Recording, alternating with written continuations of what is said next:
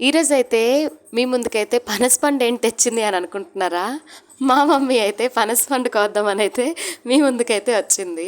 అది ఎలా కోస్తుంది అనేది నేనైతే ఈరోజు మీకు చెప్పేస్తాను చూడండి. ఫస్ట్‌గా అట్ట పనసపండు అట్ట పైకట్ట ఇలా కట్ చేసుకోవాలంట. మీకైతే లాస్ట్‌కి అయితే దీని రియాలిటీ చూపిస్తది. ఎందుకు నవ్వుతున్నాను అనేది అర్థమవుద్ది మీకు. ఆ చేతికైతే ఆయిల్ అయితే కాస్త అప్లై చేసుకొని ఇలా అయితే కోసే ప్రాసెస్ అయితే ఇదేలేండి. ఇందులో కామెడీ ఏం లేదు. ఇలా పైకొచ్చే మిల్క్ అదే పనసపండు నుంచి మిల్క్ వస్తది కదా! అవన్నీ అయితే ఇలా చక్కగా అయితే రిమూవ్ చేసేసింది. రిమూవ్ చేశాక ఎంతో కష్టపడి అయితే ఇలా మధ్యకైతే కట్ చేసాం చక్కగా. ఇలా కట్ చేసి చూసేసరికి మా పండైతే పండలేదు లోపల. పండకపోతే ఏం చేద్దాం అని చెప్పి కోసిన పండు పడేస్తామా ఏంటి?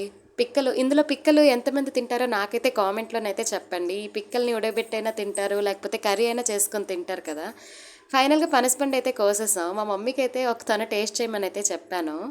తనైతే వీడియోలో చూపిస్తుంది కదా అని చెప్పి తనైతే టేస్ట్‌గా ఉందని మీ అందరి ముందైతే అబద్ధం అయితే చెప్పేసింది.